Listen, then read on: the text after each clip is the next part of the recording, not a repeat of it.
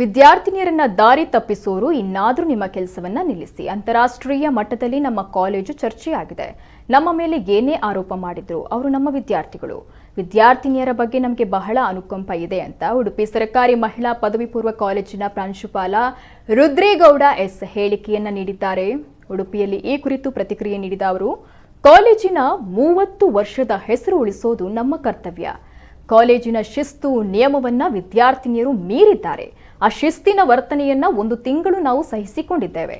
ಆಡಳಿತ ಮಂಡಳಿ ಕಾಲೇಜಿನ ತಾಳ್ಮೆ ಪರೀಕ್ಷೆ ಮಾಡಲು ಹೊರಟಿದೆ. ವಿದ್ಯಾರ್ಥಿನಿಯರ ವರ್ತನೆ ನೋಡುವಾಗ ಇವರು ನಮ್ಮವರ ಅನ್ನುವಂಥ ಸಂಶಯ ನನಗೆ ಬರ್ತಾ ಇದೆ. ಕಾಲೇಜ್ ಕ್ಯಾಂಪಸ್ನೊಳಗೆ ಎಬಿವಿಪಿ ಸಿಎಫ್ಐಗೆ ಪ್ರವೇಶ ಇಲ್ಲ. ನಾವು ಯಾವುದೇ ಸಂಘಟನೆಯನ್ನ ಎಂಟರ್ಟೈನ್ ಮಾಡೋದಿಲ್ಲ. ಶಿಸ್ತಿನಲ್ಲಿ ಇದ್ದ ಕಾಲೇಜಿನಲ್ಲಿ ಅಶಿಸ್ತು ತಾಂಡವವಾಡ್ತಿದೆ.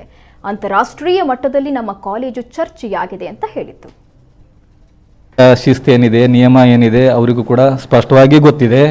ಸೊ ಅದನ್ನು ನಾವು ಕಾಪಾಡಿಕೊಂಡು ಬರುವಂಥ ಒಂದು ಜವಾಬ್ದಾರಿಯನ್ನು ನಾವು ಅವರ ಪೋಷಕರಿಗೆ ಮತ್ತು ಅವರಿಗೆ ಕರೆದು ನಾವು ತಿಳಿ ಹೇಳಿದ್ದೇವೆ. ಸೊ ಆದರೆ ಅವರ ವರ್ತನೆ ಅಶಿಸ್ತಿನ ವರ್ತನೆ ಆಗ್ತಾ ಇದೆ.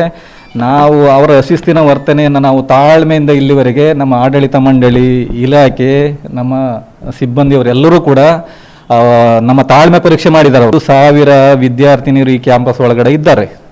ಅದರಲ್ಲಿ 100 ಮುಸ್ಲಿಮ್ಸ್ ವಿದ್ಯಾರ್ಥಿನಿಯರಿದ್ದಾರೆ. ಬೇರೆ ವಿದ್ಯಾರ್ಥಿನಿಯರು ಯಾವ ರೀತಿ ಇರಬೇಕಿತ್ತೋ ಆ ರೀತಿಯಲ್ಲಿ ಅವರು ಇಲ್ಲ. ಶಾಲೆಯ ಒಂದು ಅಶಿಸ್ತಿನಿಂದಾಗಿ ಬೇರೆ ಈ 4 ವಿದ್ಯಾರ್ಥಿನಿಯರಿಂದಾಗಿ ಇನ್ನು 990 ವಿದ್ಯಾರ್ಥಿನಿಯರಿಗೆ ಅಡ್ವರ್ಸ್ ಎಫೆಕ್ಟ್ ಆಗಿದೆ. ಇದು ಎಬಿಪಿ ಆಗಲಿ ಅಥವಾ CFI ಆಗಲಿ, ನಾವು ನಮ್ಮ ಸಂಸ್ಥೆಯಲ್ಲಿ, ನಮ್ಮ ಇನ್ಸ್ಟಿಟ್ಯೂಷನ್ನಲ್ಲಿ ನಮ್ಮ ಯಾವ ಕಲ್ಪನೆಯೂ ಕೂಡ ಇರಲಿಲ್ಲ. ಅದು ಯಾಕೆಂದರೆ ಈ ಡಿಸೆಂಬರ್ 27ವರೆಗೆ ಯಾವ ಒಂದು ಮಟ್ಟಕ್ಕೆ ನಾವು ಈ ಒಂದು ವಿದ್ಯಾರ್ಥಿನಿಯರು ನಮ್ಮ ಸಂಸ್ಥೆಯನ್ನು ಯಾವ ಮಟ್ಟಕ್ಕೆ ಮೀಡಿಯಾದಲ್ಲಿ ತೋರಿಸ್ತಿದ್ದಾರೆ. ಮೊನ್ನೆಯಿಂದನೂ ಅಥವಾ ನಮ್ಮ ಎಲ್ಲ ಸಿಬ್ಬಂದಿ ಮತ್ತು ಆಡಳಿತ ಮಂಡಳಿ ಎಲ್ಲರ ಮುಖ್ಯ ಉದ್ದೇಶ ಒಂದೇ. ಅವರನ್ನು ನಾವೆಲ್ಲರೂ ಕೂಡ ನಾವು ಮಕ್ಕಳ ರೀತಿಯಲ್ಲೇ ಟ್ರೀಟ್ ಮಾಡಿದ್ದೀವಿ. ಅವರು ಬೇರೆ ಬೇರೆ ಚಾನಲಲ್ಲಿ, ಅಂತಾರಾಷ್ಟ್ರೀಯ ಚಾನಲಲ್ಲಿ ಏನೇ ಅಲಿಗೇಷನ್ ಮಾಡಿದರೂ ಕೂಡ ನಾವು ಯಾರು ಕೂಡ ತಲೆ ತಗೊಳ್ಳಿಲ್ಲ. ನಾವು ನಮ್ಮ ಮಕ್ಕಳೇ, ಮತ್ತು ಅವ್ರ ಬಗ್ಗೆ ಅನುಕಂಪ ಇದೆ, ಮತ್ತು ಅವರು ಇನ್ನೋಸೆಂಟ್.